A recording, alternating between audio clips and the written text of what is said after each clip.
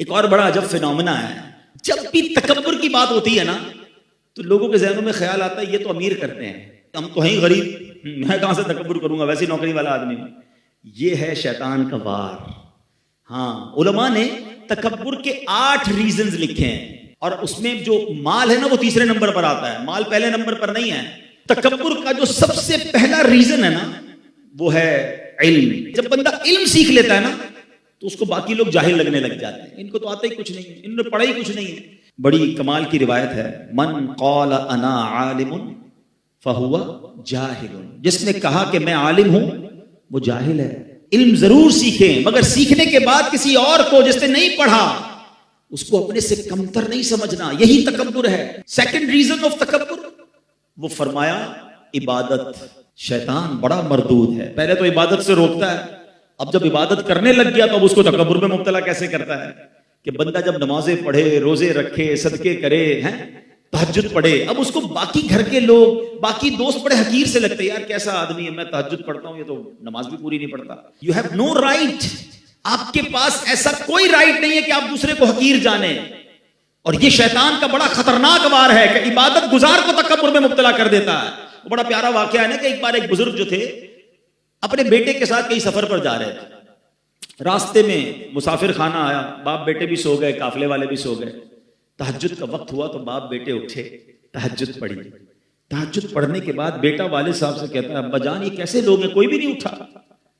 اب جو ابو جی نے جواب دیا نا، اللہ کاش یہ بات سمجھ آ جائے، کہ بیٹا تو بھی سویا رہتا تو اچھا تھا۔ بات آئی سمجھ میں؟ اب تو نے اٹھ کر تہجد تو پڑھ لی مگر پڑھنے کے بعد تجھے دوسرے حقیر لگنے لگے، یہ بڑا پرابلم ہے۔ ضرور کیجئے عبادت مگر اس لیے نہ کیجئے کہ میں دوسروں سے سپیریئر ہوں، شیطان کی بڑی عبادت تھی جناب۔ اب آیا تیسرا ریزن اور وہ ہے مال۔ جب پیسہ آتا ہے تو انسان کو غریب اچھا نہیں لگتا ہے، اس کو لگتا ہے میں نے کمایا ہے، میں نے جناب یہ عروج حاصل کیا ہے۔ ہمیشہ یاد رکھیں جو کچھ دیا ہے وہ رب نے دیا ہے، وہ جب چاہے واپس لے سکتا ہے۔ بزرگ بیٹھے پوچھو ان سے، ہم نے راتوں رات امیر کو کنگال ہوتے دیکھا ہے، زکات دینے والوں کو زکات لینے والا بنتے دیکھا ہے۔ اس کووڈ نے تو بہت کچھ لوگوں کو دکھایا نا، کئیوں کو عروج ملا، کئیوں کو زوال ملا۔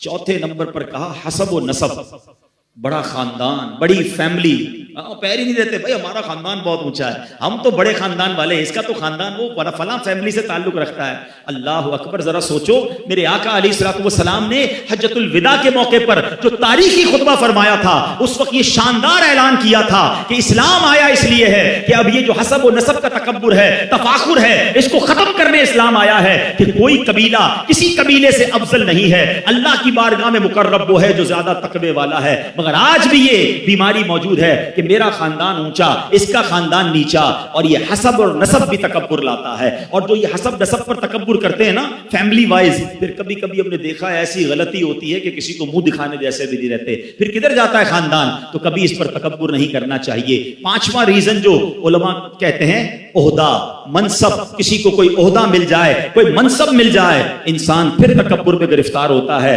حالانکہ یہ عہدے، یہ کرسیاں یہ چند دنوں کی ہوتی ہیں، اس پر تکبر نہیں کرنا چاہیے۔ چھٹا، کامیابیاں۔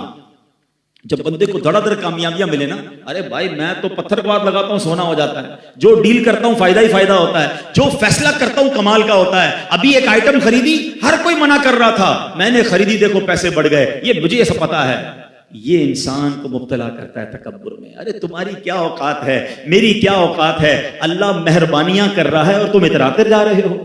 ہونا تو یہ چاہیے کہ وہ عطائیں فرمائے تو ہم سر اور جھکائیں۔ دنیا کا دستور ہے، درخت پر جب پھل لگتے ہیں نا وہ درخت جھکتا رہتا ہے، جھکتا رہتا ہے، جتنا پھلدار ہوتا ہے اتنا جھکتا ہے، جس کے کانٹے لگے ہوتے ہیں وہ سیدھا کھڑا ہوتا ہے۔ کامیابیاں ملیں یہ اللہ کی عطا ہے، اور شکر کرو اور عاجزی کرو، اتراؤ نہیں۔ ساتواں سبب علماء کہتے ہیں حسن و جمال۔ کوئی خوبصورت اللہ نے کسی کو بنایا، اس کے بھی اسٹائل عجیب و غریب ہو جاتے ہیں، اس کو کوئی سانولا آدمی اچھا نہیں لگتا ہے، کہتا ہے یار دیکھو اس کا رنگ کیسا ہے، اس کا قد کیسا ہے، اس کا انداز کیسا ہے۔ توبہ توبہ توبہ۔ ارے اللہ کے بندوں، اگر اللہ نے تمہیں اچھی شکل صورت دی ہے نا تو اللہ کا اور شکر ادا کرو۔